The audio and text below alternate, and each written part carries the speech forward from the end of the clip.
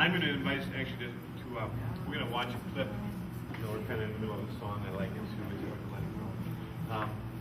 We're going to have a clip here to start our time in the message together. There should be an avatar one there. Yeah, not the other one. The other one's at the end.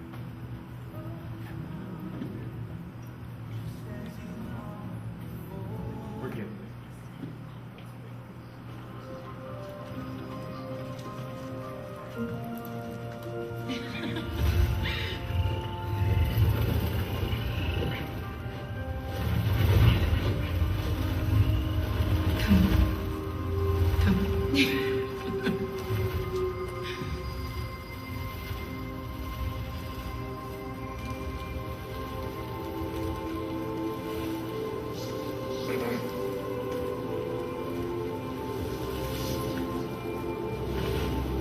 This is a place for prayers to be heard,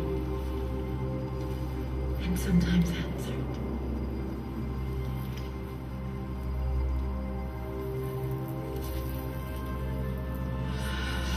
I call these three Sutraya Mokri, the tree of voices, the voices of our ancestors.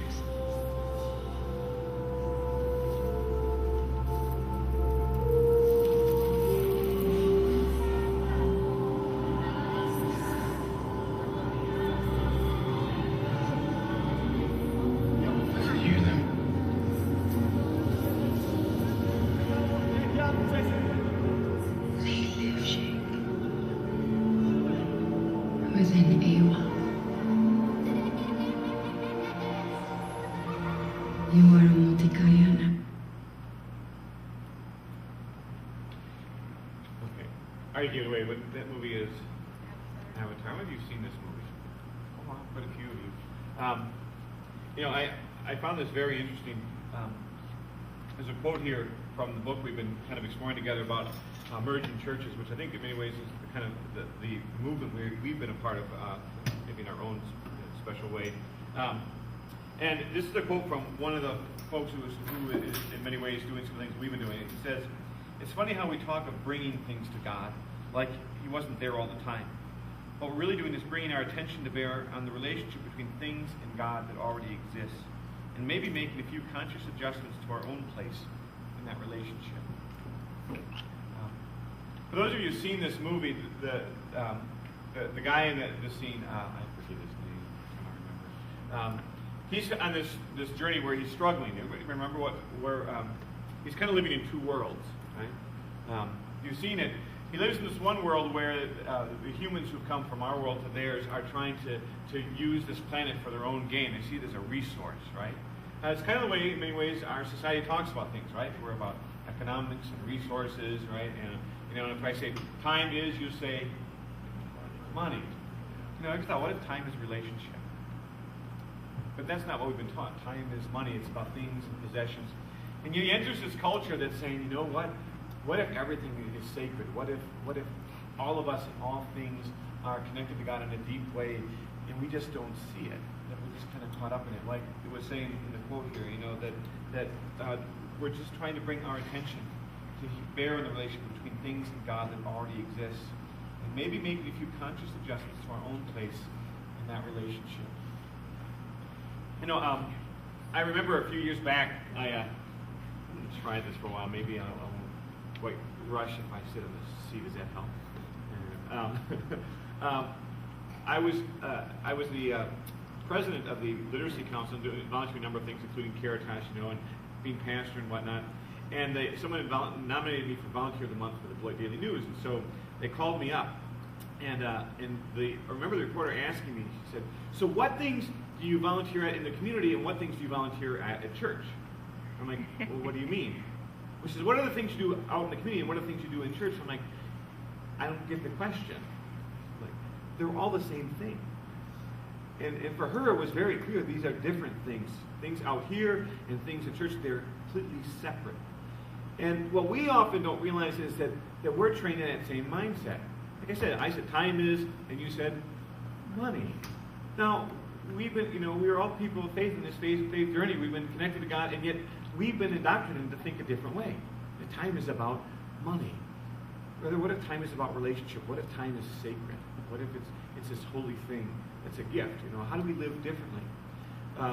One of the quotes in there I thought was really interesting. Talked about, they put it was calling it this soul-starved secularization. Right?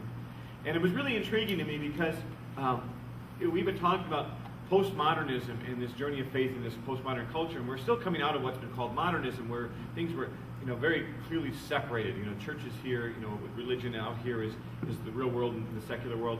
And in many ways, the church, helped create that, partly because, when we became an institution, as one of my seminary professors said, as soon as something becomes an institution, the goal becomes maintaining the institution and not about the original mission. And so the church became this powerful entity that tried to control people, and people rebelled against it. And the thing is that what happened is, when we created what we call the separation of church and state, and that's a whole other discussion, part of what we did is we threw the baby out with the bathwater. So we're tired of having this religious institution that's trying to control us, and so we get rid of it. And then we also, in many ways, try to get rid of God. And we kind of act like God isn't there. And we don't even realize it sometimes. When I was on the school board, I remember there was a Meet You at the Pole Day. Have you ever heard of Meet You at the Pole Day? It's a day every year, and different students, it's organized by students, but it's a national movement, where on this day, I think it's in the fall, you gather at the flagpole at your church just before school to pray together. Right? And it's kind of interesting. We're going to have a time to pray. And I remember at one of the schools, the district, we have a lot of schools, one of the principals was saying, no, you can't do that. All right, and now it wasn't that they were a non-religious person, but I think what we've kind of created is this community where we're afraid of doing anything religious, right? And the reality was the kids had organized it. It wasn't teachers or administrators, people who were paid by the state who can't do that. It was students. But there was this great fear that we can't do that. Now, do you realize that actually that schools have to allow 3 hours a week during the school week if students want to have a time of religious instruction, have someone come in and teach religious instruction where the school has to release them? Right? I was at the fall kickoff for the high school here, and one of the coaches was talking. It wasn't the fall kickoff. It was the, what's that called? Not the open house. It was for athletes, athletic code meeting. And the coach was talking about how you need to be in practice unless you're sick, or something like that. And I go up and say, also religious reasons. Like if a student is part of a confirmation class at their church, and there's a practice, they're excused from that practice, and you can't hold them out of a game, which you would do otherwise if they didn't show up. And the coach said, well, yeah, they know that. I said, yeah, but you need to tell them, because I can remember having kids come to me and say, I can't be at that because I've got practice and I can't miss it or I can't play. Like unless you tell them, right? So we've been told this, but we're so afraid of putting this out here that we might, go the wrong way and get in trouble, that we actually create a system that invites people to not think about God, to not be open to God. I mean, I started thinking to myself, wouldn't it be nice to actually have like religious classes? Now, you can't do instruction of teaching faith, like this is how to believe, but you can share about many different faiths and what different groups believe, to invite students to explore those different things on their own and see what they're about. But we were afraid of even doing that, and so we unintentionally create a place where we say we don't think about God in anything. And the reality is that God is in the midst of everything, that all of us are connected to God, that God is connected to everything. So if we're going to connect to God, we need to create ways that help us, especially in a culture that really doesn't do that very well. Right? That in fact, in many ways, we live in a culture that pushes us not to be open to God. And most of us don't even realize it. Even though we're people of faith and we connect and we come together like this, we don't realize what it could be like.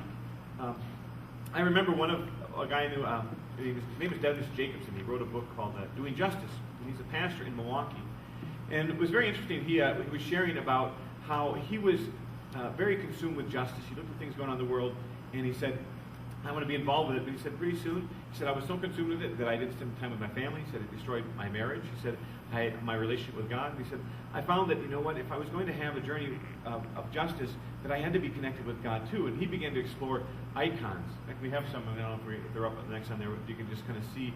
There are images that help us connect with God, that help us look at different facets of what God is about. And for him, this was very deeply spiritual. And there are many other ways to do that. Like last week, we had the different tables where we talked about Lexo Divina, or the Examen of Faith, or we had the bell we rang. And there were many different ways, the Stations of the Cross, that people have used to connect to God. They said, but we need that deeply. It's interesting, do you realize that most of the churches that in the 60s were involved with the civil rights movement with Martin Luther King, that most of those churches are closed? Do you know that? Because they were so consumed with that they didn't explore any of the other aspects of faith. There wasn't a deep, spiritual journey outside of that, and there was no connection with people outside to invite them to the journey too. And so as the people grew older, the church is simply closed. Now we have the other side of people who explore deeply a relationship with God, but they're not at all concerned about things in the world. In fact, I remember hearing that governments were encouraging those kind of churches to go into Central America at a time of unrest when there was a lot of government oppression, because they were teaching people that religion was only about heaven and the hereafter, and don't question anything in the secular realm, so that they could keep things going the way they wanted them to down there. And I think we need to wrestle with this, and it's very important because, one, we need to have a rhythm that connects us with God. The other thing, too, is, quite honestly, if we have this split, that, it creates a lot of problems in our world. Today is the anniversary of 9/11, right? And part of the reason what happened is because we didn't have an understanding of the way people of different religious backgrounds work. Do you know why people that were willing to fly planes and kill themselves into two towers? They were told that if they did that, it was a religious call that they would go directly into heaven, right? So if you know that your death is going to take you directly into heaven, will you do anything? You remember when Waco happened with David Koresh, right? Do you know what David Koresh thought he was? Yeah, he thought he was the second coming of Jesus. Now, do you know why he thought that? Well, his last name is Koresh, and in the book of Isaiah, I believe it's the Hebrew name of the leader of the Assyrian Empire, which had conquered the people of Israel, the Jewish people, and taken them into captivity. But he was the one who let them go and sent them back to the Holy Land, to their home. And so Isaiah was writing about how he was God's Messiah, the anointed one, the one sent to do this. But his name, again, in Hebrew, is Koresh. So David Koresh read this and said, this is talking about me. So when they were in this compound, and when we decided to go in after them, our thought is most people, if you go in after them with guns, they're going to do what? They're going to give up.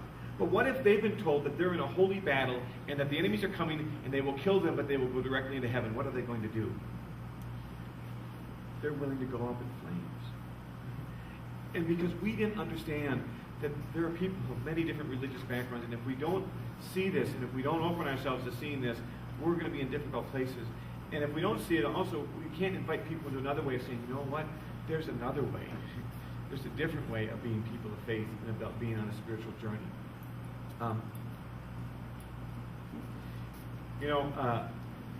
It seems to me that when we've been talking about this journey with Jesus and where we've been on, that part of what we've been exploring is saying, how do we live differently?